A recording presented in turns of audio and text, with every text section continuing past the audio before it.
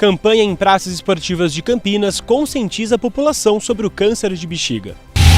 FEAC está com as inscrições abertas para a segunda turma da Academia Social. Frente Parlamentar da Escola Cívico-Militar em Campinas apresenta balanço das ações do primeiro semestre.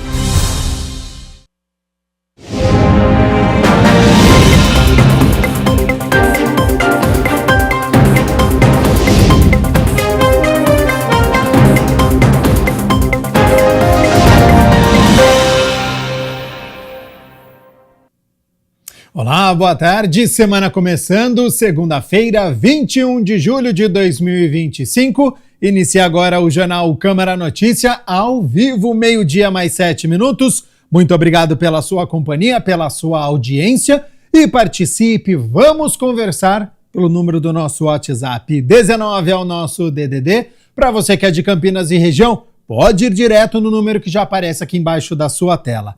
978293776. Ou você pode enviar o seu elogio, uma crítica construtiva, o que você quer assistir aqui no nosso telejornal, apontando a câmera do seu celular para o QR Code, porque aí já aparece uma mensagem na sua tela, o WhatsApp da TV Câmara Campinas, você aperta e pode mandar a sua mensagem. Olha só, no primeiro semestre de 2025, Campinas registrou um crescimento de mais de 17% na abertura de microempreendedores individuais, o MEI, aqui na cidade. Então, sobre este crescimento, quem pode ser MEI, as obrigações, os impostos, eu aciono a repórter Ana Paula Meneghetti, que tem as informações. Seja bem-vinda e boa tarde, Ana. Olá, Gabriel, uma boa tarde para você, uma boa tarde para todos que acompanham o Câmara Notícia. É isso mesmo, viu, Gabriel? Foram registrados quase 15 mil novos MEIs, que são os microempreendedores individuais, aqui na cidade de Campinas. Quem vai falar mais sobre esse assunto é o Aldo Batista, ele é consultor de negócios aqui do Sebrae, São Paulo. Aldo, muito obrigada pela sua participação aqui no nosso jornal. Primeiro ponto que a gente quer entender, né, Aldo, por que houve esse aumento significativo aqui na cidade? Uma boa tarde. Boa tarde. Acho que o primeiro motivo é que Campinas já tem uma veia empreendedora, né? Então a gente já tem um ecossistema empreendedor na cidade. E os outros motivos são as facilidades, né? O MEI é um tipo de empresarial que é fácil de ser aberto, as pessoas estão procurando uma flexibilidade de trabalho, o e-commerce cresceu muito, né? Então a gente tem quase 90% de pessoas comprando diariamente no e-commerce, então todo esse conjunto facilitou para esse aumento. E Aldo, explica um pouquinho para o pessoal de casa o que é um MEI e o que ele faz exatamente. O microempreendedor individual, conhecido como MEI, ele na verdade é um tipo empresarial onde a pessoa ela abre de uma forma muito fácil e ela consegue ter essa empresa dentro da casa dela, da residência dela, com uma facilidade de fechamento, alteração, abertura. Eu falo que é um teste do que ele deseja, né? Então você tem medo de abrir aquilo lá, não sabe se vai dar certo, abre o MEI, se não der certo você altera o objeto e se der errado você fecha. Exatamente, né, Aldo? E quais são as obrigações do MEI? Ele precisa pagar algum tipo de imposto? Como que isso funciona? Ele paga, na verdade, de imposto mesmo, ele vai pagar R$ 5,00 de ISS, que é Imposto sobre Serviço, e R$ 1,00 de ICMS. A grande parcela da contribuição do MEI no DAS, né, no documento de arrecadação do Simples, é dos 5% do salário mínimo de INSS, que não é considerado como um imposto, mas sim como uma providência dele. E ele precisa também pagar o imposto de renda? O imposto de renda da pessoa física, ele vai precisar ser apurado como todo o imposto de renda da pessoa física, né, com umas regras próprias, etc. Do microempreendedor individual, ele é isento. E Aldo, quem que pode ser um MEI, né, para quem está querendo, desejando aí, sair da CLT e ir para essa área empreendedora, quem que pode fazer isso? Ele não pode ter sócio, ele não pode ter o seu nome em outra empresa, ele tem que estar dentro daquelas atividades que a legislação permite, que são quase 500.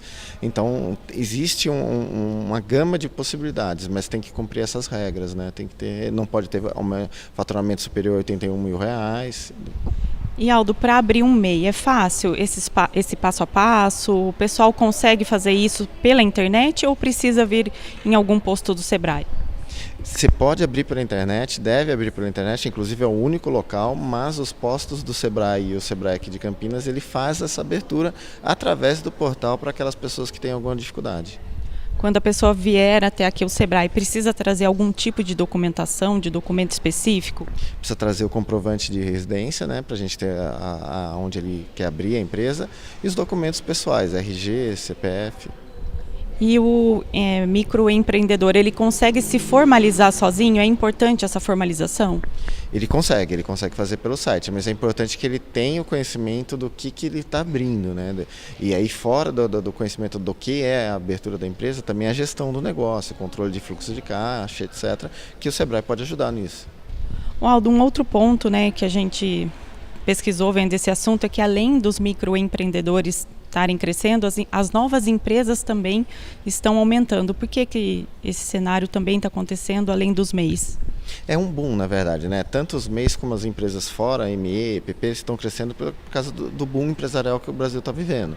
A gente teve um aumento aí, aumento do PIB em 1,4 motivado pelo agronegócio, então a gente está vivendo um boom de crescimento e aí todo mundo experimenta esse boom, né? É importante porque as pessoas têm mais uma opção, né? Para quem quer arriscar ou não sair imediatamente da CLT, é um bom momento para experimentar uma nova área? Sim, é um bom momento. As pessoas, principalmente as gerações mais novas, elas tendem a ser meio arredias com empresas, com CLT, etc. Então, para elas, isso aí é sensacional, né? E até para aquela pessoa que, eu tenho um filho, eu quero ter uma empresa, eu quero ter o meu controle de horário, eu quero vender pela internet, eu quero ter uma liberdade de fazer o meu horário. Então, isso aí é genial, é o momento adequado. Com certeza. E Aldo, o que acontece para quem se torna MEI e deixa de pagar a DAS, por exemplo, deixa de pagar essa guia? A pessoa fica com o MEI bloqueado? Explica pra gente. Ele só será bloqueado depois de deixar de pagar 24 parcelas e fazer 2 anos de declaração. Mas ele vai ser inscrito na dívida ativa, ele não vai ter os benefícios da Previdência. Então, se, por exemplo, uma moça ela ficar grávida, ela não vai ter acesso à licença maternidade em virtude do atraso do pagamento. E a pessoa, inclusive, tem acesso, quando faz esse pagamento correto, né, da forma correta, ela tem a garantia também da aposentadoria, é isso? Isso, 180 contribuições, ela tem a aposentadoria por idade. Isso é importante estar em dia com a MEI, né? Sim, é importantíssimo. E outro ponto também, Aldo, você, né, como consultor do Sebrae, você acha que esse boom, né, esse crescimento dos MEIs, das novas empresas, é importante para a economia de Campinas e também da região? Acho que do Brasil inteiro, né? Porque a pessoa começa como MEI, mas ela, depois de alguns anos, ela vira um ME, né? Então ela cresce, vira EPP. Toda empresa grande começou com pequena. Se a gente pegar o histórico, ela foi uma empresa pequena no começo. Então a gente tem que incentivar o pequeno a abrir para que ele se torne grande no futuro. Uma outra dúvida é qual a diferença entre esses microempreendedores e microempresas? O microempreendedor é aquele que fatura até R$81 mil. A microempresa é que fatura até R$360 mil no ano. Então tem uma diferença aí de tributação e de faturamento. A tributação é por percentual. Aldo, para quem quiser então acessar esse passo a passo, tem algum site, alguma forma, né, mais simples, mais dinâmica para o pessoal que está em casa poder acessar? Tem o próprio portal do empreendedor, que é do governo federal, e o site do Sebrae. Bem simples. Bem simples. É fácil. E as unidades do Sebrae também. Tá joia. Essa unidade, por exemplo, está localizada aqui na Abolição, é isso? Abolição 881, Campinas. Horário de funcionamento aqui dessa sede? 9 às 17 horas, segunda a sexta. Tá joia. Então, Aldo, eu agradeço as suas informações. Muito obrigada pela participação aqui no Câmara Notícias. E eu que agradeço.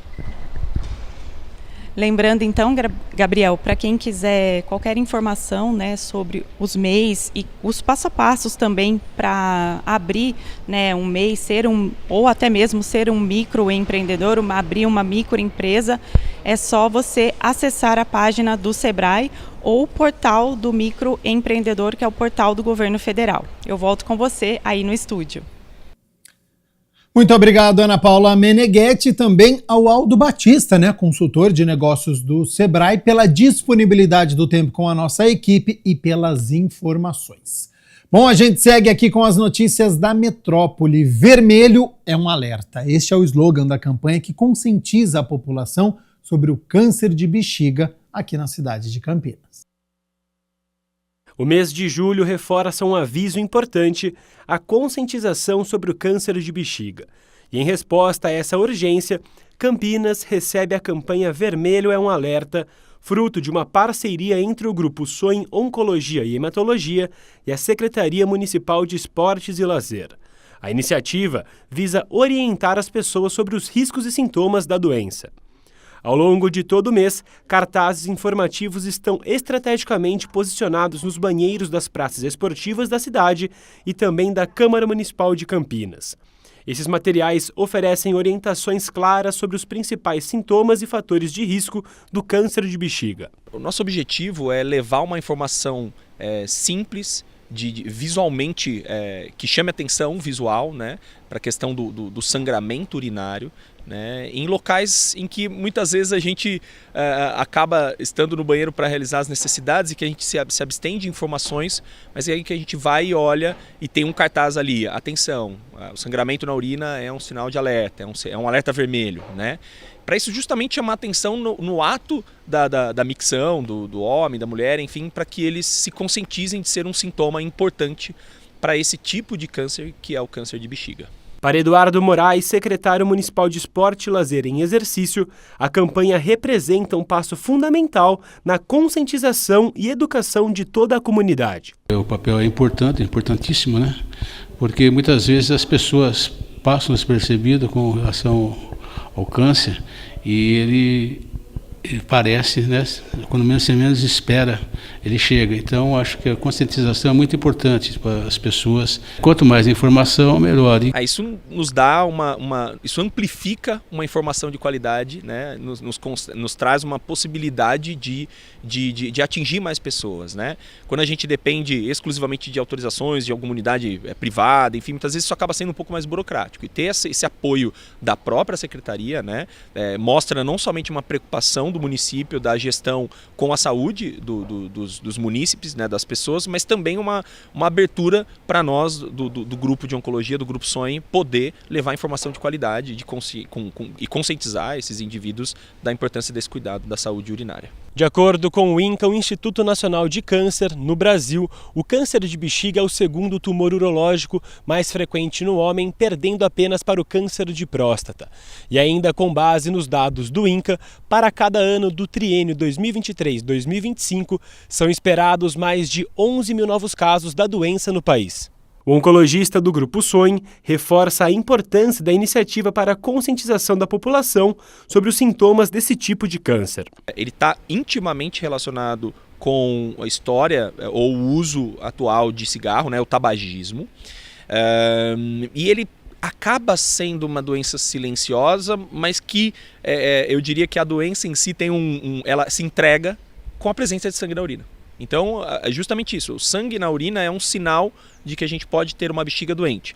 Claro, não é todo sangramento na urina que significa um câncer de bexiga. A gente pode ter pedra no rim, pode ter outros problemas relacionados à saúde urinária que venham a trazer a presença de sangue na hora da micção. Mas o alerta, essa campanha justamente visa trazer esse link entre sangue na urina, procurar o médico. Porque se isso for um câncer de bexiga, muitas vezes a gente diagnostica no seu início. E a doença inicial, restrita às camadas mais internas da bexiga, ela é potencialmente tratável, potencialmente curável. A Academia Social, o projeto da Fundação FEAC, em parceria com a PUC Campinas e o GEPES, está recebendo as inscrições para uma nova turma do curso, que é gratuito, de Práticas em Educação Social.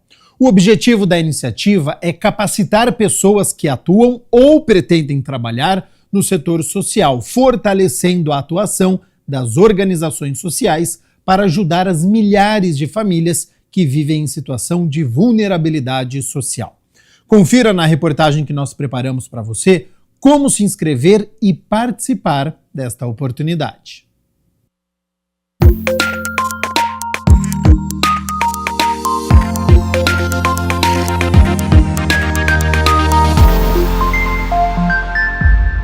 Estão abertas até o dia 31 de julho as inscrições para a segunda turma do curso Práticas em Educação Social e SUAS, Desenvolvimento e Implementação da Academia Social. A iniciativa pioneira é da Fundação FEAC, em parceria com a PUC Campinas e o GEPS, o Grupo de Estudos e Práticas Permanentes em Educação Social. As inscrições estão abertas para todos os públicos interessados, né, nessa temática, em como olhar para a questão dos projetos ligados à assistência social.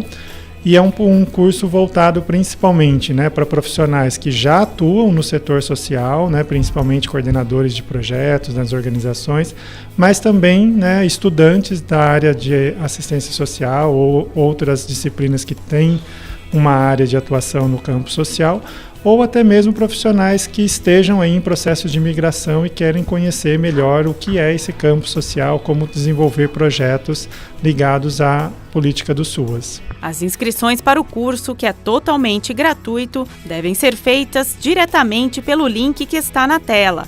As aulas começam no dia 16 de agosto, sempre aos sábados, das 8h30 da manhã ao 12h30. No Campus 1 da PUC Campinas. Ao longo das 65 horas presenciais, os alunos vão aprender sobre educação popular, metodologias participativas, desenvolvimento e implementação de projetos no SUAS, cuidado, educação inclusiva e espaços não escolares. De preferência, profissionais que já atuam dentro da política social do SUAS, né, e que já tenham algum envolvimento, atuação no campo social, seja como profissional, seja como educador social.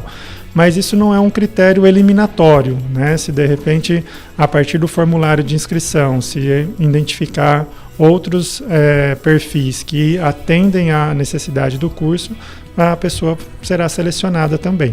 Criada em dezembro de 2024, a Academia Social já ofereceu 2 cursos e segue promovendo conhecimento para quem já atua ou pretende trabalhar no setor social. E veio como uma necessidade identificada pela Fundação FEAC de como a gente pode contribuir com a melhor qualificação e ampliação de conhecimentos de quem atua dentro do setor social, né? Então, o grande objetivo da academia é oferecer cursos, né, formações nessa área do campo social, especialmente pensando a atuação dos profissionais que estão hoje atuando dentro das políticas socioassistenciais, para que eles possam não só ter uma melhor prática profissional, mas como conhecimentos teóricos, né, para que possam aplicá-los e, com isso, gerar um melhor impacto junto ao grupo de pessoas em situação de vulnerabilidade.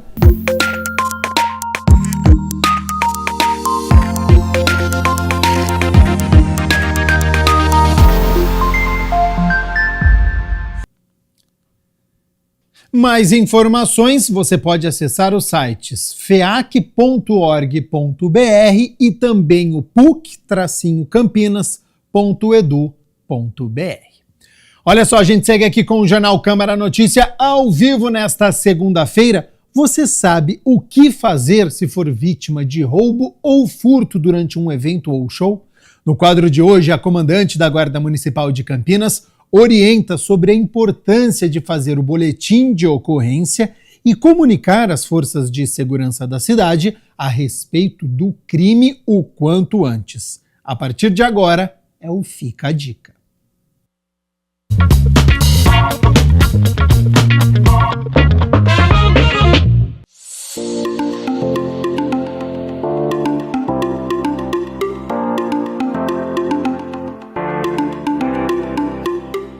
Caso você seja vítima de furto ou de roubo, é importante que imediatamente você ligue no 153, que é o telefone de emergência da Guarda Municipal. No caso de roubo, que é aquele em que a pessoa está presente, que oferece ameaça, que pode estar, por exemplo, de posse de uma arma, que lhe subtrai bruscamente algum objeto. É muito importante que imediatamente você ligue no 153, passando o máximo de informações possível em relação a esse roubo, no caso, para que nós possamos aí direcionar o patrulhamento das nossas equipes que estejam próximas a esse local, na tentativa de identificar já na sequência o autor deste roubo, e isso facilita com que nós possamos recuperar o que tiver sido subtraído e também fazer a apresentação no distrito policial, acompanhado da vítima, daquela pessoa que sofreu o roubo. Em caso de furto, a mesma situação. É que o furto você pode não identificar de imediato. Por exemplo, você deixou o seu veículo parado numa rua e retornou 2 horas depois, o veículo não estava mais. Então você não sabe precisar exatamente qual o horário que ocorreu o furto e não sabe também as características daquele que praticou este crime. Mas é fundamental que você ligue a partir desse momento que identificar o furto do celular, você pode ter deixado aí em algum outro local, esqueceu em cima de um balcão onde você foi fazer uma compra. Então, identificou, aciona imediatamente a Guarda Municipal pelo telefone 153. No caso do veículo, isso é muito importante porque nós temos um sistema de monitoramento na cidade, com câmeras espalhadas nos locais mais importantes. E você informando o emplacamento do seu veículo, nós subimos essa placa no nosso monitoramento e este veículo passando num local, este alarme sobe para a gente na tela dos nossos despachadores e uma viatura direcionada para fazer a abordagem do veículo, e isso permite que a gente possa recuperar o seu carro antes que ele, por exemplo, seja guardado num outro local, que aí nós não possamos mais ter acesso. Então, no caso específico do veículo, isso é importante. Então, memorize o emplacamento do seu carro para que você possa, neste caso do veículo, informar a Guarda Municipal e nós possamos aí ter mais chance de localizar o seu veículo.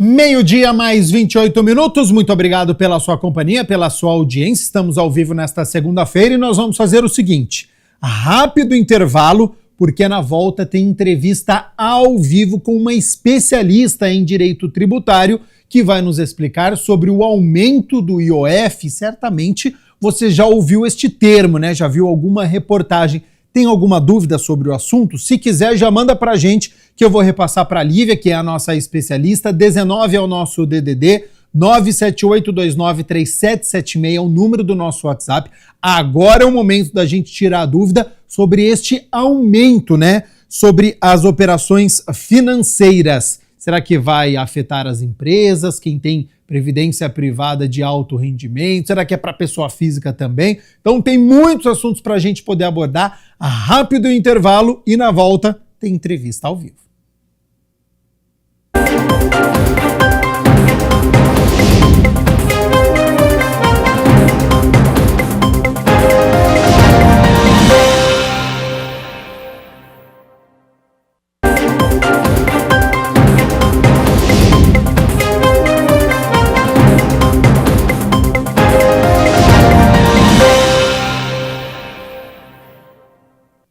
Meio-dia mais 31 minutos, muito obrigado pela sua companhia, pela sua audiência. Câmara Notícia de volta. E olha só, no mês de maio deste ano, a equipe econômica do governo Lula anunciou por meio de decreto aumento do imposto sobre operações financeiras, IOF, para empresas, previdência privada de alta renda e câmbio.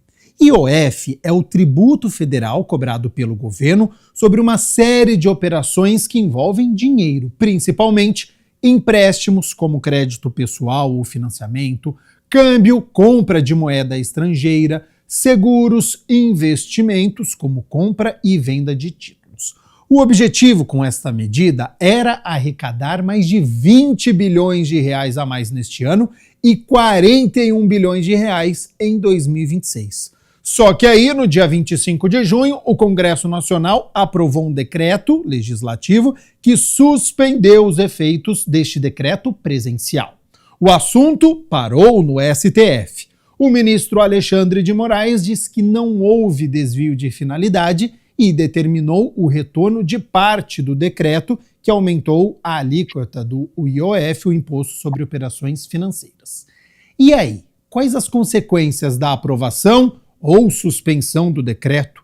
muda algo no nosso dia a dia? Bom, para nos dar explicações, nos deixar bem informado, eu converso agora com a Lívia Heringer, ela que é especialista em direito tributário, sócia do Ambiel Bonilha Advogados. Então, Lívia, primeiramente, muito obrigado pela disponibilidade do seu tempo, ter aceito o convite para participar aqui do Jornal Câmara Notícia.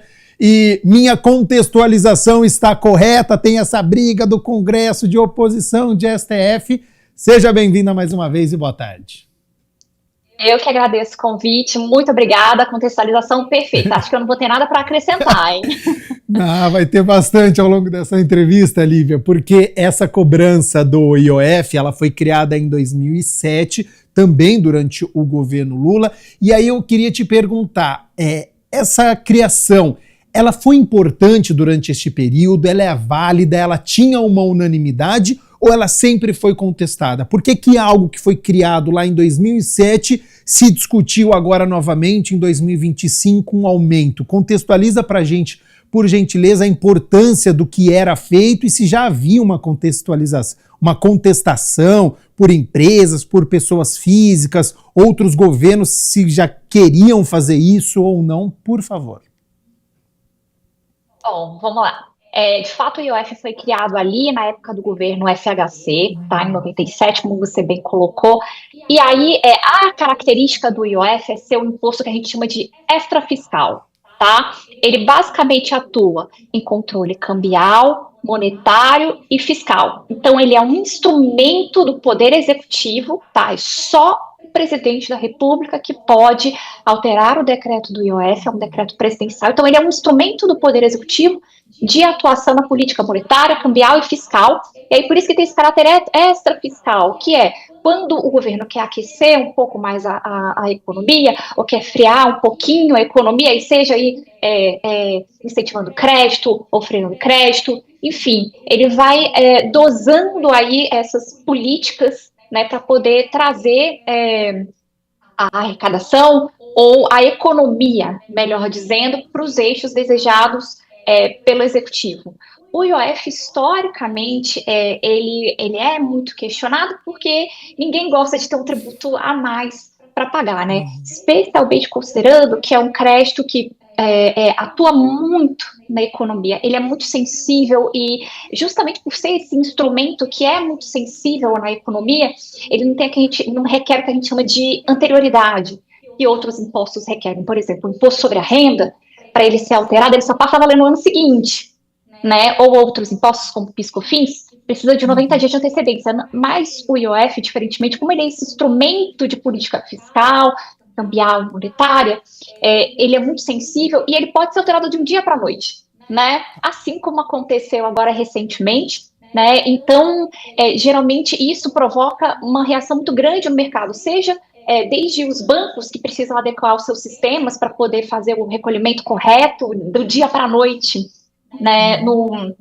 para fazer o recolhimento correto para os cofres públicos, seja para os empresários que se planejaram, né, para poder realizar seus negócios com base num determinado, não vou dizer rendimento, mas, né, fazendo aí as contas para poder fechar a conta do mês, para poder fazer o seu orçamento caber, e aí de repente você vê que você tem um imposto ali a mais a pagar, ou seja, para quem programa uma viagem, uma compra internacional, né? Então, realmente, assim, afeta a vida de todo mundo. E ao longo dos anos, sempre essas alterações do IOF, elas são polêmicas, né? Tanto é que, aí eu já vou puxar o gancho para essa decisão agora do ministro Alexandre de Moraes.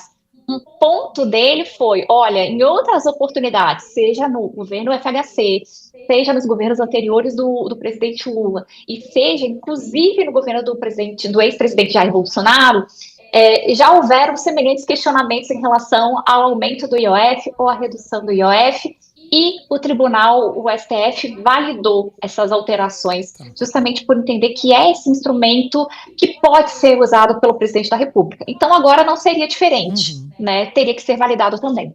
Então, isso é importante, Lívia, que você está dizendo até para quem está nos acompanhando. O governo, ele tem essa liberdade de mexer nas alíquotas, tem esse direito. É algo legal o que foi realizado. Isso, é algo legal, né? O que se questionou agora não só é um instrumento legal, como na exposição de motivos do primeiro decreto, né, e do terceiro decreto, digamos assim, porque o próprio governo Lula revisou o decreto inicial, né? Eles colocam quais são os objetivos de política monetária, cambial e fiscal, né? E agora o que o ministro Alexandre de Moraes entendeu são motivos legítimos. Qualquer argumento no sentido de que é para aumentar a arrecadação é totalmente estranho a essa exposição de motivos, e o Poder Executivo está dentro da moldura de atuação da liberdade dele. Tá? Isso é muito, muito importante deixar claro, e, inclusive é só o presidente que pode fazer essa alteração, e é muito comum que essas, não só no aspecto do IOF, mas que decisões administrativas e que são de competência exclusiva do administrativo, que o mérito delas não seja alterado pelo judiciário, porque é justamente o presidente quem consegue sentir essa temperatura da economia para decidir qual é a política que ele quer implementar.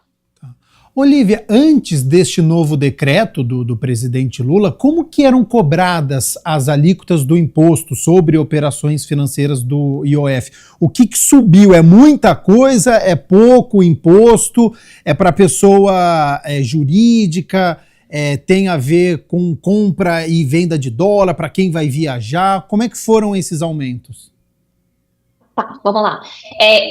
Primeiro que foi alterado o IOF, só para fazer uma introdução inicial. O IOF, por mais que a gente chame de um IOF, eles são quase que 4 ou 5 tipos de IOF, né? Seguro, câmbio, crédito e ouro, né? Quando a gente compra ouro, também tem o IOF ouro, né? Então, o que foi alterado agora são muitas as hipóteses de incidência do IOF na economia, tá? Então, o que foi alterado agora foi o IOF sobre seguros VGBL, que passou a ser cobrada uma alíquota para aportes acima de R$50 mil em VGBL. Aí a justificativa do governo foi de que essa medida estaria tentando coibir o uso desses produtos como instrumento de planejamento fiscal, né, de pessoas que, na verdade, querem fugir ao pagamento de tributos usando esse tipo de investimento, né? Foi alterada a alíquota de IOF crédito para empresas, inclusive para empresas do Simples Nacional. Então, na verdade, assim, esse IOF ele já existia, tá? Ele foi só aumentado. Aí também houve o IOF crédito sobre o risco sacado, que foi o único ponto que o ministro Alexandre de Moraes entendeu que não caberia a incidência, né? E aí revogou nesse ponto o decreto do presidente Lula, porque ele entendeu que risco sacado, aí sim, fugiria da competência do presidente da República, porque ele estaria criando uma hipótese de incidência não prevista em lei. Mas todo o resto, o presidente estaria dentro da moldura que ele pode atuar, né? E o IOF câmbio, que também já incidia, sempre incidiu, né?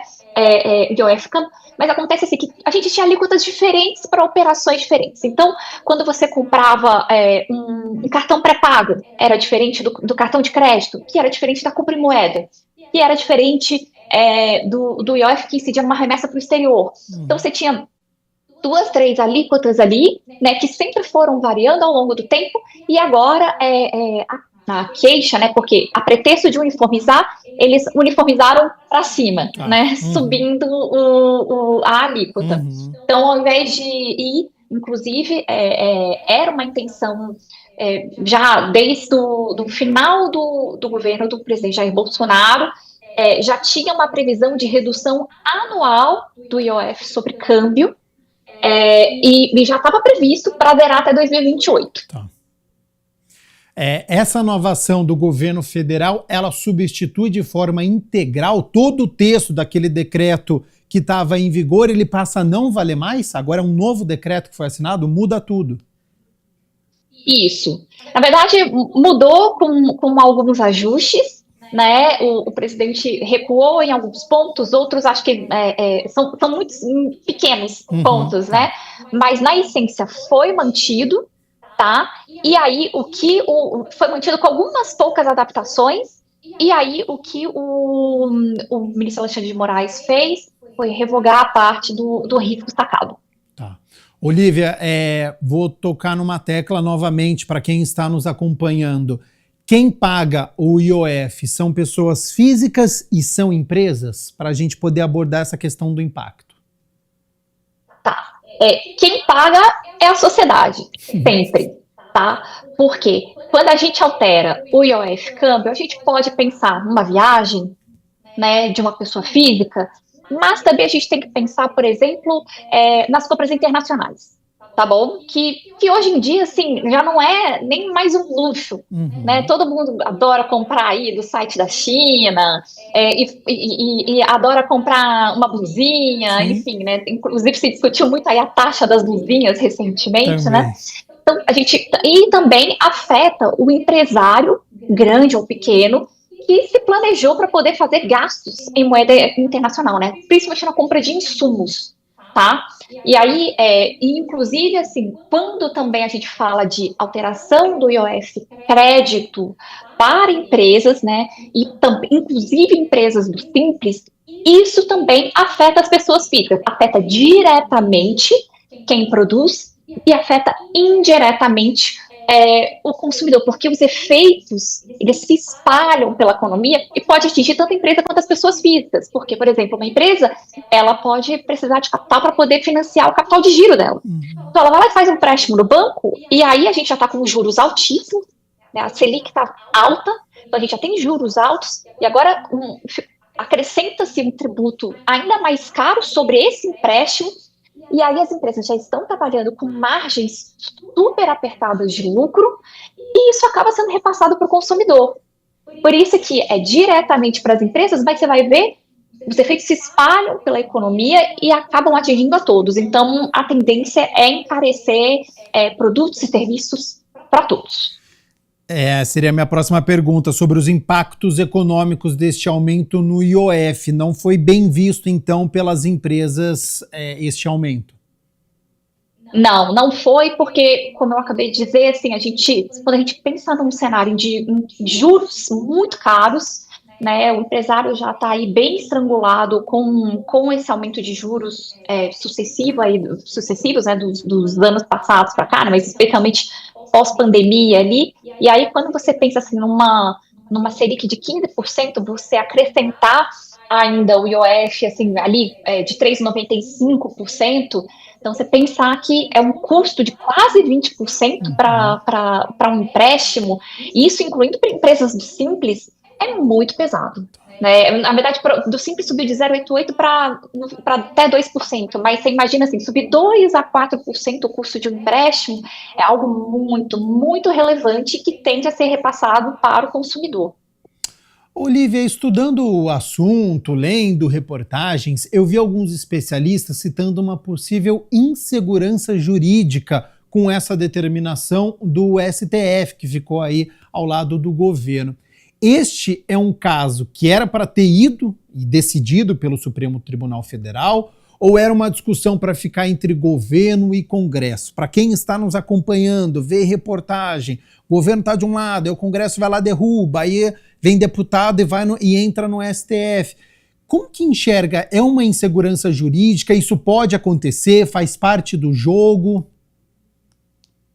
Bom, é uma insegurança jurídica do ponto de vista de falta de previsão, porque imagine que até o dia 11 de junho a gente teve uma alíquota de IOF, porque o IOF ele muda do dia para a noite, né? Uma vez tendo o decreto, já passa a valer para o dia seguinte a nova alíquota.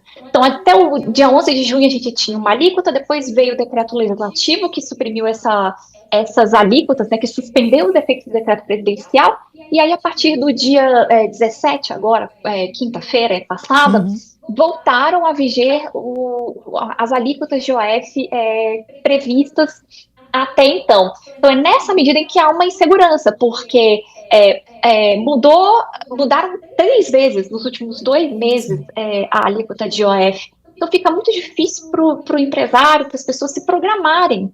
Né? É isso, o custo do dinheiro aumenta, fica mais caro. Então, os insumos, hoje em dia, assim, todo pequeno negócio, pessoa física, prestador de serviço, todo mundo precisa comprar algo no exterior para poder ou vender, comercializar no Brasil, ou para poder prestar seu serviço no Brasil, e isso acaba ficando mais caro. Então, é nessa medida em que há uma insegurança, porque fica um vai e vem, que o ideal seria resolver de forma institucional, com os poderes se entendendo e se organizando, né? E aí, na medida em que não houve uma resposta institucional, na verdade, aqui o ministro Alexandre de Moraes, ele decidiu, na verdade foram 3 ações numa única decisão, que é uma ação direta de constitucionalidade e 2 ações diretas de inconstitucionalidade. Né? Uma tendo por objeto o decreto do presidente Lula e outra a do Poder Legislativo que revogou o presidente Lula. Então, tem por isso que o ministro Alexandre de Moraes tentou uma via consensual. Uma reunião de conciliação, né? Isso, não se entenderam, então ele houve por bem, assim, tomar uma decisão, já que não tomavam. As partes que deveriam tomar não tomaram essa decisão. Certo. Na sua resposta anterior, você falou sobre viagem, né? E aí, para quem vai viajar, a gente sabe que existem modalidades para essa pessoa, que às vezes vai até para outro continente. Ela pode utilizar cartão de crédito internacional, de débito, pré-pago, multimoeda, dinheiro em espécie. O IOF, ele é diferente para cada um deles? Esse novo decreto, ele aborda alguma coisa sobre essa situação? Na verdade, ele era diferente, né? Até junho era diferente conforme a modalidade de moeda aí que se comprava, né? E agora elas estão uniformizadas e vão ser 3,5%. Então, seja cartão pré-pago, seja cartão de crédito, seja compra de moeda em espécie, transferência para a conta das pessoas físicas fora do país, todas as alíquotas 3,5%. E uniformizou assim meio para o alto também, você entende esse 3,5%?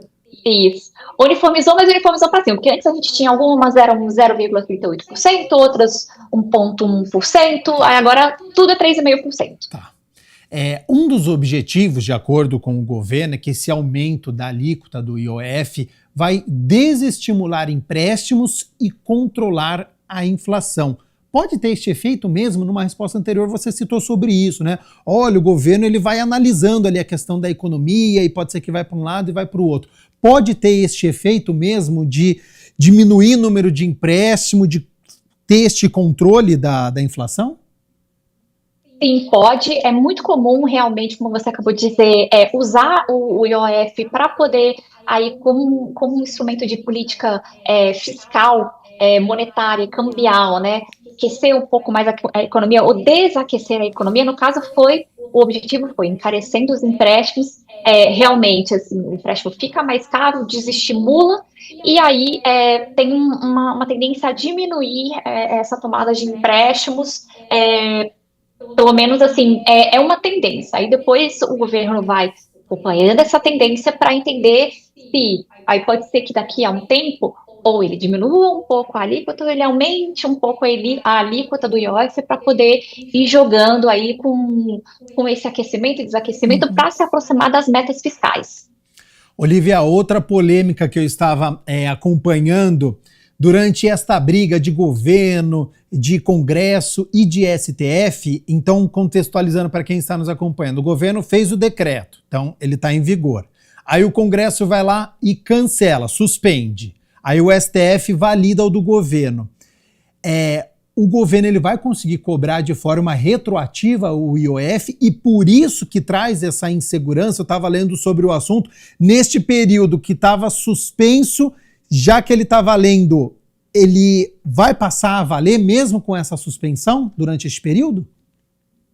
Não vai, inclusive em razão de uma decisão dada pelo ministro Alexandre de Moraes na sexta-feira, tá?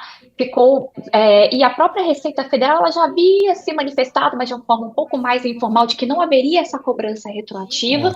E o ministro Alexandre de Moraes, na sexta-feira, depois da primeira decisão restabelecendo os efeitos do decreto do presidente Lula, ele já deixou claro que não haveria essa cobrança retroativa, e o ponto tanto do ministro Alexandre quanto da Receita Federal nas manifestações dela a respeito dessa cobrança retroativa, ou melhor, a respeito da impossibilidade de uma cobrança retroativa, é que justamente, vou usar uma palavra bem de advogado, é inerente ao próprio IOF, a forma como ele é cobrado.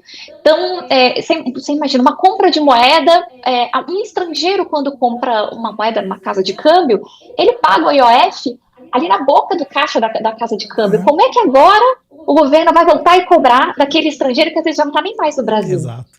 Né? Eu dei um exemplo pequeno, assim, mas é muito difícil, porque o IOF, inclusive, como ele é sobre transações financeiras, ele é retido na fonte pela instituição financeira. Então, a instituição financeira, ela entrega o valor em real, né, líquido, do imposto. Então, agora, quem pagou o imposto à instituição financeira, ela só recolhe em nome do contribuinte, mas o contribuinte são as pessoas físicas, as pessoas jurídicas. E agora, vai cobrar de quem? Como?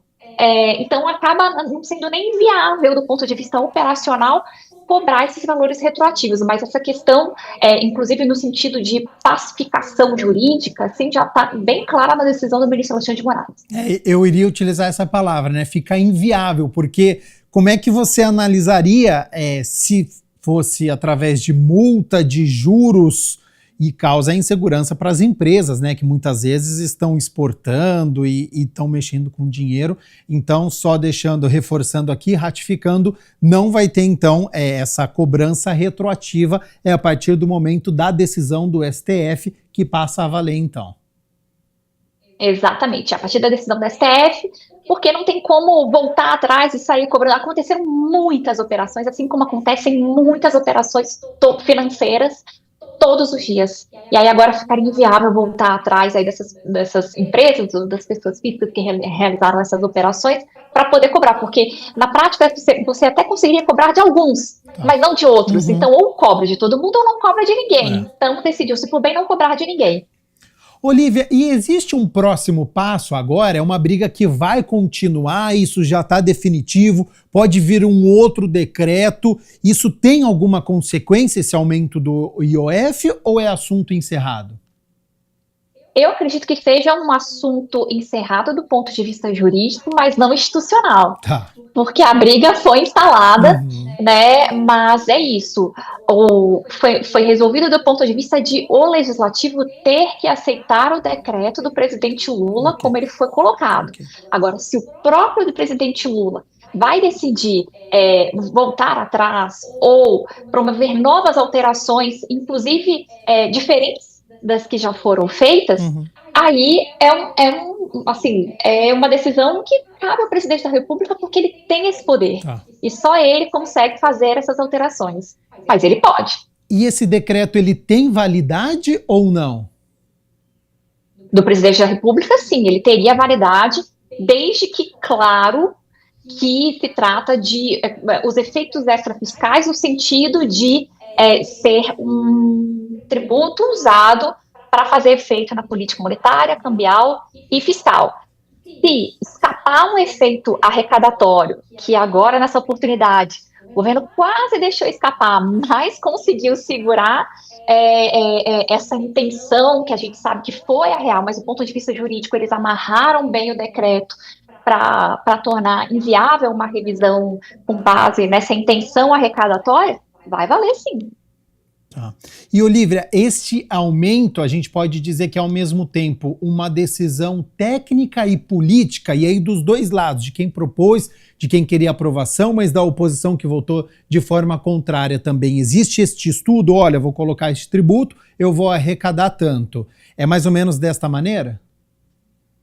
Isso, sim, tanto é que é feita pela equipe do Ministério da Fazenda, tem bastante estudo por trás, mas aqui, por mais que juridicamente eles tenham justificado, o governo federal tenha justificado com essa política monetária, fiscal, cambial, a gente sabe que quando eles mexeram nas alíquotas, o objetivo foi arrecadatório, tanto é que eles sentiram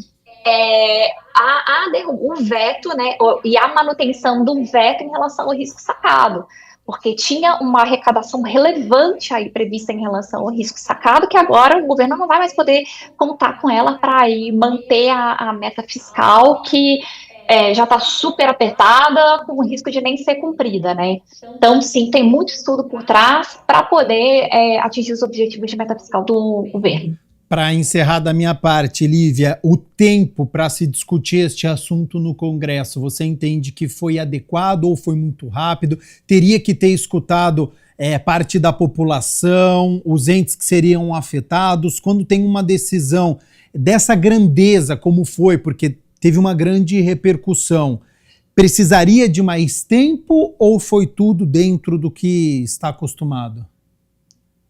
Eu acho que foi dentro do que estaria acostumado, porque os bancos e o empresariado, claro, eles têm um poder muito forte no Congresso, né? Então, quando o custo do dinheiro aumenta, então, assim, as vozes, elas se fazem ser escutadas, né? Então, eu acho que fez parte, pegou o governo de surpresa, porque eles esperavam conseguir negociar um pouco mais, mas, assim, o Congresso é a casa legislativa e que tem que escutar o povo, mas muitas vezes não escute, eles têm essa obrigação. Então, eu acho que foi falando do aspecto, assim, de tempo, né, do fator tempo, foi adequado. Né? Não foi muito rápido, muito devagar, mas foi adequado a uma situação que é urgente, porque o IOF ele muda do dia para a noite. Né? Ele pode mudar do dia para a noite se assim o presidente da República quiser. Então, o Congresso também tem uma medida do início, assim, do dia para a noite. Né? Lívia Heringer, especialista em direito tributário, sócio do Ambiel Bonilha Advogados, muito obrigado pela aula que você deu aqui para a gente. Tenho certeza que quem está nos acompanhando saiu muito bem informado sobre este assunto, que não é fácil, mas que você explicou muito bem. Eu já faço um novo convite para você retornar aqui ao Jornal Câmara Notícia para falar sobre esse, mas também outros assuntos, e fica aberto aí para suas considerações finais. Eu que agradeço o convite, um prazer falar com vocês, adorei, foi um bate-papo, né? Podem me chamar sempre, eu estou à disposição. Nós aqui agradecemos a participação da Lívia Heringer ao vivo aqui no Jornal Câmara Notícia, repercutindo e explicando para a gente, né, sobre este aumento no IOF. Bom, 13h em ponto. A gente segue o Jornal Câmara Notícia ao vivo, porque agora nós vamos com as notícias do Legislativo. A vereadora Paola Miguel protocolou um substitutivo total ao projeto que institui o Plano Municipal de Cultura aqui de Campinas. A vereadora Paola Miguel protocolou um substitutivo total ao projeto de lei ordinária número 223 de 2024, que institui o Plano Municipal de Cultura de Campinas, estabelecendo a política municipal de proteção e fomento aos saberes e fazeres das culturas tradicionais de transmissão oral de Campinas. É uma grande oportunidade estar falando sobre isso. É um projeto de fomento, principalmente mapeamento e reconhecimento de mestres e mestras dos saberes. A gente coloca, inclusive, né, como mestres do saber, as pessoas que têm o conhecimento popular, aquele conhecimento que você não vai adquirir através da universidade, através de uma educação formal, aqueles conhecimentos, muitas vezes, que eles são trazidos, né, através de uma tradição oral e são levados de geração em geração. Essas pessoas precisam ser mais do que reconhecidas, valorizadas, porque a cultura popular, a cultura da cidade de Campinas precisa permanecer na nossa história e não ser perdida, como a gente vê acontecendo com diversas outras tradições, ritos, ensinamentos e possibilidades. Então esse projeto, ele adiciona no Plano Municipal de Cultura o mapeamento, o fomento e mapeamento ao mestres e mestres de saberes. A vereadora acredita que o projeto valorizará o município de Campinas, que é uma cidade cheia de vida, diversidade e tradição, preservando as manifestações culturais, além de proteger os bens que possuem valor histórico, artístico e cultural. Sem dúvida nenhuma, a gente vê diversos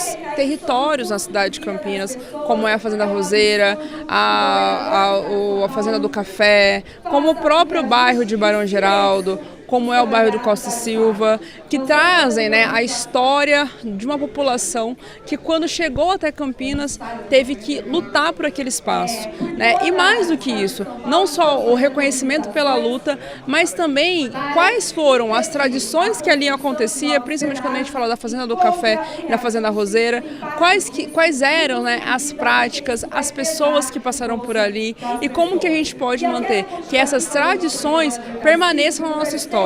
Então esse fomento, ele vem para que a gente consiga reconhecer, mapear, reconhecer e transformar, né? Que a gente consiga ter isso emoldurado, né? Que a gente tenha isso sempre emoldurado a nossa história, sempre marcado, que a gente não deixe que mais essa história do nosso povo seja apagada. A Frente Parlamentar da Escola Cívico-Militar, criada aqui na Câmara de Campinas, apresentou o balanço das ações do primeiro semestre deste ano. A iniciativa tem atuado para garantir a implantação do modelo cívico-militar em 2 escolas estaduais na cidade.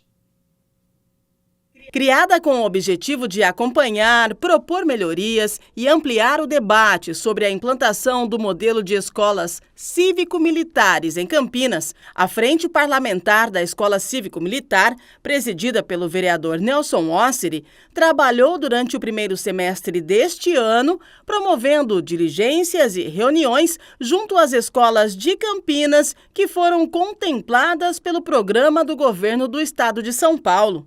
No município, 2 escolas estaduais foram selecionadas para o modelo. A Reverendo Eliseu Narciso e a Escola Professor Messias Gonçalves Teixeira. Juntas, atendem cerca de 1.100 alunos. A Frente Parlamentar das Escolas Cívico-Militar, que é a frente que eu presido e também criei aqui na Câmara Municipal de Campinas, ela vem com um único objetivo: levar a informação correta para a população e entender que o modelo de escola cívico-militar é o melhor modelo hoje para a nossa sociedade. Então nós discutimos com vários políticos também que já têm a escola cívico-militar na sua cidade, como Taubaté, mostramos que se tornou referência, que deu certo, reduziu até a 0 o número de agressões a professores, a funcionários da escola, evasão escolar acabou. Ou seja, por que não ter uma escola cívico-militar em Campinas? E esse ano nós conquistamos, o governo do estado já aprovou, são 2 escolas, uma no Aparecidinha e uma na região do Ouro Verde. Uma das principais demandas levantadas neste semestre foi a ampliação do número de monitores militares designados para essas unidades. O vereador Nelson Osseri encaminhou um ofício ao governador do estado de São Paulo, Tarcísio de Freitas, solicitando o aumento no número de monitores militares. Nós já fizemos 2 visitas, para ambas escolas, no sentido de entender como que vai funcionar. Saiu o edital na data de hoje, para a contratação dos monitores, que são policiais da reserva. Nós observamos que existe ali uma falta de monitor. 2 monitores por escola não é o suficiente, considerando que uma escola tem 400 alunos e a gente coloca como proporção 1 monitor para cada 100 alunos, ou seja, faltam mais 2. E na outra escola, que bate a casa de 600 a 700 alunos, que aí é necessário mais 3 ou 4 monitores. Esse pedido eu também já fiz ao governador Tarcísio, para que essas escolas cívico-militares realmente comecem da forma correta e atenda todas as expectativas, não só dos alunos, professores, como também dos pais. A previsão é de que as escolas iniciem oficialmente o funcionamento no modelo cívico-militar em setembro, mas a data depende da contratação dos monitores. A frente está acompanhando toda a implantação, já temos uma data marcada para setembro, porém pode ocorrer alguma mudança, pois o edital da contratação dos monitores saiu na data de hoje. Então a gente tem praticamente aí 2 meses para a inauguração e talvez a data venha a mudar por conta da falta de monitores para essas duas escolas cívico-militares que Campinas conquistou. Para o segundo semestre, a frente seguirá acompanhando os trâmites da implantação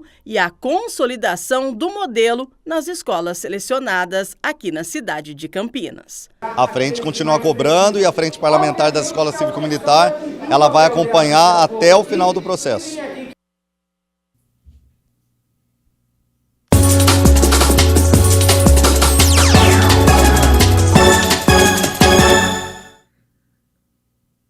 No sábado, a Ponte Preta mais uma vez sofreu. Saiu atrás do marcador, mas conseguiu a virada para cima do Floresta no Moisés Lucarelli. Aos 16 minutos, o Floresta chegou com perigo neste chute de Pablo, que começou a calibrar o pé. Esta foi na rede pelo lado de fora. 2 minutos depois, a Ponte respondeu com estilo, já emendou um voleio e também acertou a rede pelo lado de fora. Jé tentou dar intermediária no cantinho, mas sem força. Aos 39 minutos, Jé, de novo ele, agora ele lançou o toró, que cara a cara mandou por cima. Veio o segundo tempo e logo aos 3 minutos, Diogo Silva fez milagre, a queima-roupa foi no cantinho e salvou momentaneamente a Ponte. Só que aos 6 minutos, Diogo Silva saiu todo atrapalhado do gol. A bola sobrou para Pablo, que agora calibrado e de longe marcou um golaço, 1-0 Floresta.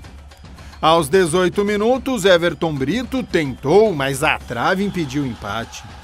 Jean Dias saiu do banco de reservas, girou na marcação e por pouco não faz o gol. Até que aos 20 minutos, o zagueirão do Floresta tentou acertar a bola e pegou o pé de apoio de Everton Brito. Pênalti que Elvis cobrou mal, o goleiro deu rebote e aí sim, o camisa 10 não desperdiçou, tudo igual 1-1.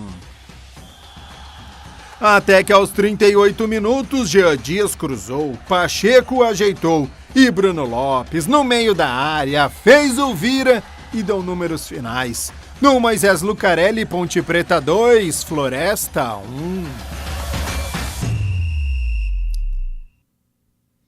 Primeiro tempo abaixo, a Ponte ela não conseguiu furar o bloqueio do Floresta, que se fechou muito bem, viu uma linha defensiva de 5. Aí saiu atrás do marcador, e aí naquele abafa, né, na pressão, com o apoio dos torcedores, a Ponte conseguiu a virada, que mantém o emprego do Alberto Valentim, dá um respiro para o treinador trabalhar esta semana, até porque a sequência é dificílima, viu? A Ponte enfrenta no domingo o líder Caxias fora de casa e depois no outro sábado, dia 2 de agosto, tem o derby contra o Guarani no Majestoso. Então a Ponte terminou a rodada na vice-liderança, mas precisa melhorar o futebol apresentado.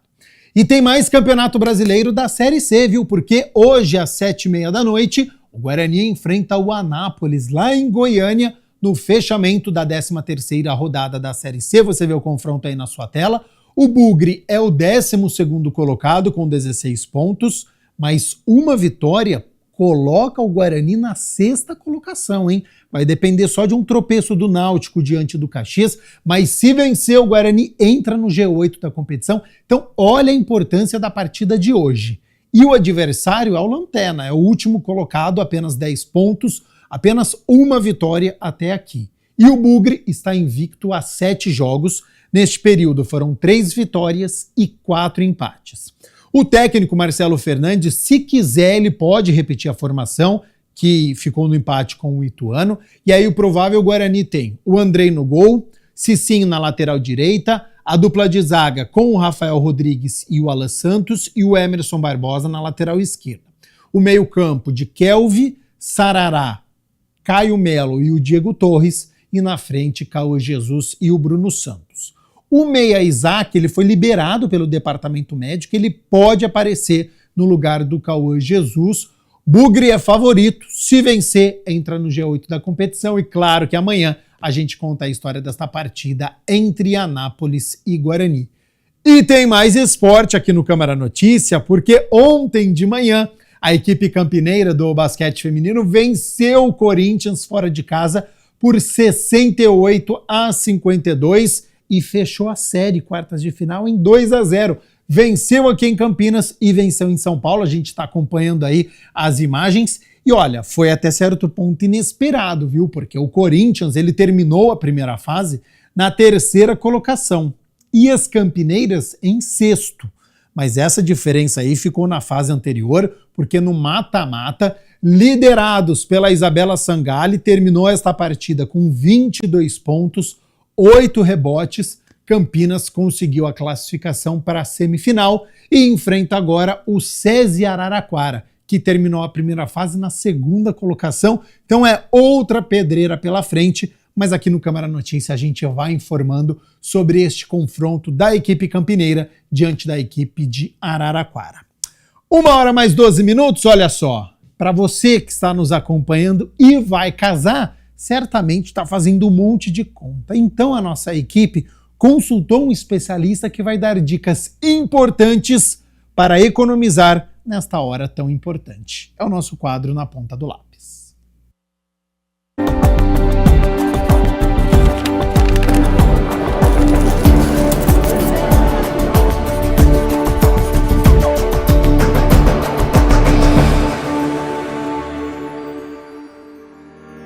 Tá no ar mais um Na Ponta do Lápis e hoje o nosso tema é sobre como planejar e economizar no casamento. Planejar um casamento é uma tarefa que exige emoção, expectativas e, claro, o orçamento. Por isso eu estou aqui com o Rinaldo Luiz Fusco, diretor de estratégias financeiras, que vai te passar as melhores dicas de como planejar e economizar no casamento.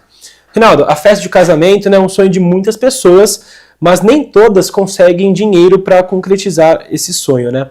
Então, como juntar dinheiro, né, para casar? Qual que é o primeiro passo? Então, Rafael, acho que isso é muito particular de casal para casal, né? Então, realmente é um momento único na vida das pessoas, né? E para isso precisa ter um planejamento. Acho que antes de pensar em ter uma reserva, construir uma reserva ou começar a poupar, é já dimensionar, né? O que será o mínimo para vocês, o que vocês sonham, o que vocês realizam, né? E imaginam que precisa ter no seu casamento, né? Então, o casal precisa já dimensionar. Eu quero... Quantas pessoas eu vou convidar, né? Isso é importante. Será um grupo mais íntimo, né? Uma reunião mais íntima. Serão para todos os familiares e amigos. Então, você já começa a dimensionar. Você dimensionando a quantidade de pessoas, né?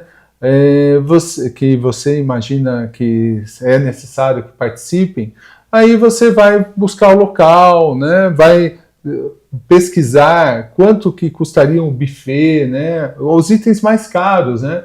Vamos falar que é o local tanto da recepção quanto o local da cerimônia, o buffet, né? Para daí você verificar os tipos de serviços, né, que o buffet presta, né? Pode atender ali o cardápio, né? Qual será o cardápio, os tipos de cardápios, para você ver o que vai caber no seu orçamento, né? Você verificar, eu vou querer música ao vivo, não vou querer música ao vivo, vou querer uma banda, não vou querer uma banda. Então são itens caros, né? Que você precisa definir antes, né? E, já tem uma ideia, né? Que vai me custar 50 mil reais, vai me custar 20 mil reais, quanto vai custar, né?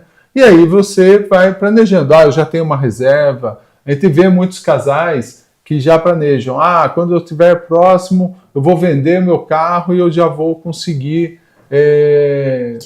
comprar, né? Assumir todos os compromissos, né, necessários. Daí eu vou ter poder para negociação, para pagar à vista, né? Eu sei que eu vou precisar fazer uma reserva. Hoje eu não tenho uma reserva. Então, se organize, né, para reservar ali 20%, 30% da sua renda mensal, né, que é o recomendado, né, para você realizar esse sonho, né? E também você tem que verificar, o que eu prefiro? Prefiro fazer uma festa e vou conseguir viajar, ou eu vou ter que optar entre um e outro, né? Priorizar o que é mais importante para o casal. Veja o que é mais importante, né? Isso varia muito de casal para casal, né, Rafael? Então, tem que fazer um dimensionamento prévio e para você poder se organizar ali durante 1 ano, 2 anos ali para poder realizar isso, né? E tudo depende dos recursos, né, que o casal dispõe. Estabelecer, então, um orçamento realista ali do casal é essencial, né? Sem dúvidas. E aí, o que funciona muito bem é você pegar as dicas com aqueles amigos que casaram recentemente, né? Então, até para você ter uma ideia dos valores, né? Da qualidade dos serviços prestados, isso é muito importante, né? Porque é um planejamento, muitas vezes você começa a pagar um buffet até 6 meses antes, 8 meses, 12 meses antes. Então você precisa conhecer a empresa que vai prestar esse serviço, precisa conhecer o quão sólida é essa empresa, né? Para quando chegar lá na data esperada, tudo esteja perfeito e conforme foi planejado. Então isso são pontos importantes para vocês, para o casal poder realmente realizar esse sonho. Pesquisar e também negociar com os fornecedores é interessante também, né? Sem dúvida. Então, você precisa, selecionar fornecedores credíveis, né? Que tenham condições de prestar aquele serviço, ter uma estrutura adequada. Isso tanto no espaço da recepção, quanto na igreja, quanto de buffet, da banda, né? Questão de foto e filmagem, né? São a parte de decoração, né? A parte de lembranças, né? do casal, que vão ser entregues aos convidados. Então, todos os itens devem ser detalhados, deve-se buscar ali, no mínimo, 2 a 3 fornecedores para vocês cotarem, para o casal cotar e poder escolher a melhor opção e com certeza vai conseguir ter uma boa economia agindo dessa forma. Reduzir custos em itens estratégicos, né? Que eu acredito que dependendo do casal, nem tudo precisa ser personalizado ou luxuoso, né? Exato. E dá para ter tirar uma economia dessa redução de gastos, né? Tudo vai depender do orçamento do casal, né? O quanto eles têm de disponibilidade para realizar esse investimento, né? E é importante também contratar uma cerimonialista, né? Ou para poder assessorar isso, ela vai te dar dicas ali de bons fornecedores, nada como uma pessoa especializada, e com certeza isso vai se pagar ali durante o processo. Eu quero fazer uma coisa mais simples, serão só as pessoas mais próximas, aí você, com certeza, o casal tem facilidade para organizar. Vou fazer uma recepção maior para 80, 100, 150 pessoas ou mais, então você contrata profissionais para assessorar, né? Que fazem isso todas as semanas, né? O casal vai casar uma vez na vida, né? E um profissional está ali conhecendo esse ambiente, né? E sabendo a melhor forma de entregar aquele sonho, está ali todas as semanas realizando isso. Rinaldo, como você falou, né, se possível começar a organização com antecedência, né, porque o casamento não vai vir do dia para a noite, né? Perfeito, exato, porque é todo um processo, né, tem o namoro, tem o noivado, então tem que se planejar, né, e tendo recursos se consegue fazer de uma forma mais rápida. Mas, por exemplo, o local da recepção tem que ser locado com, no mínimo, 3, 6 meses de antecedência, no mínimo, né? Então, dificilmente você consegue um espaço adequado dentro de 30 dias, né? Então, precisa ter um planejamento, ali mínimo que seja, por mais recursos que tenha, disponibilidade, mas o interessante é se planejar, se organizar, para poder realizar aquilo que o casal sonha realmente que aconteça. E também tomar cuidado com os golpes, né, Rinaldo? Exato, é aquilo que nós comentamos. Precisam ser fornecedores credíveis. Você precisa ouvir como foi a experiência de clientes anteriores, ou que sejam pessoas próximas, ou que sejam pessoas que o próprio fornecedor indique, né? Mas você precisa conversar com essas pessoas para entender como que foi aquele momento, como que foi o serviço realizado, né? Muitos buffets convidam o casal para participar de alguns eventos anteriores para ver como que funciona tudo, porque sabem o quanto é importante, né, esse momento, né? Então tem toda essa disponibilidade, tem oportunidades de provar o cardápio com antecedência para ver se está adequado ao que o casal gosta e vai querer servir. Então tudo isso requer planejamento, tempo, e tem que ser um percurso prazeroso para o casal, né? E não que fique como mais um peso, mais um encargo e que vai concorrer com outras prioridades. Então, o bom planejamento sempre agrega muito valor. Antes de qualquer decisão, né, o casal tem que sentar, né, e definir junto o valor máximo que pretende gastar, né, porque para não ter problemas no futuro, né, isso é importante também, né, fazer uma coisa organizada para depois no futuro não ter problema, né, Reinaldo? O mais crítico, né, é você iniciar um casamento já com dívidas da festa que foi realizada, né? Então, gera todo um estresse, todo início de casamento é um período de maior conhecimento entre o casal, de adaptação. Imagine você ter que estar fazendo a gestão de uma dívida, né? Então, isso que precisa ser muito bem planejado para não ocorrer e aí poder começar a vida a dois com o máximo de tranquilidade possível. Tem mais alguma dica, né, para o pessoal que for planejar e economizar para o casamento? Não, seriam essas as principais dicas, né? Eu acho que o planejamento é a chave para tudo que fazemos, né, no nosso dia a dia. E o momento do casamento realmente é muito importante e também é importante que o casal consiga realizar o seu sonho, mas de uma forma tranquila, leve e que realmente seja um momento inesquecível. Reinaldo, muito obrigado por essas dicas, viu? Eu que agradeço, Rafael, fico à disposição. Obrigado, viu? E pessoal, não esqueça de acompanhar toda a nossa programação no YouTube TV Câmara Campinas e também de nos seguir nas redes sociais, no Instagram e no Facebook TV Câmara Campinas. Um abraço e até o próximo Na Ponta do Lápis.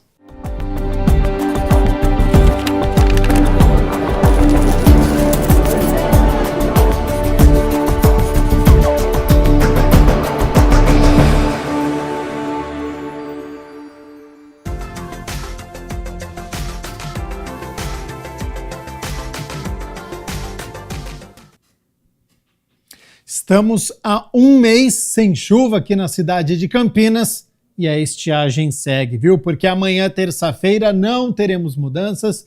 O sol segue aparecendo durante todo o dia com pouca nebulosidade e sem previsão de chuva. A amplitude térmica segue grande, viu? De 15 graus para amanhã. Olha só as temperaturas, elas já estão aqui na minha tela. Então, para amanhã, terça-feira, mínima de 13 graus. Então, o frio ele continua, principalmente para quem acorda cedinho, né, de casa, vai ter que tirar aquele agasalho, aquele casaco. Ao longo do dia vai tirando, porque vai esquentando e olha só, hein, a máxima na terça-feira pode chegar aos 28 graus. E depois à noite as temperaturas caem novamente, podendo chegar próximo aí aos 13 graus. Então, aquela história de põe casaco e tira casaco ao longo da terça-feira, do sol aparecendo entre nuvens aqui em Campinas. O Jornal Câmara Notícia fica por aqui. Muito obrigado pela sua companhia, pela sua audiência. Continue na nossa programação e nos vemos amanhã na terça-feira ao meio-dia. Até lá. Tchau, tchau.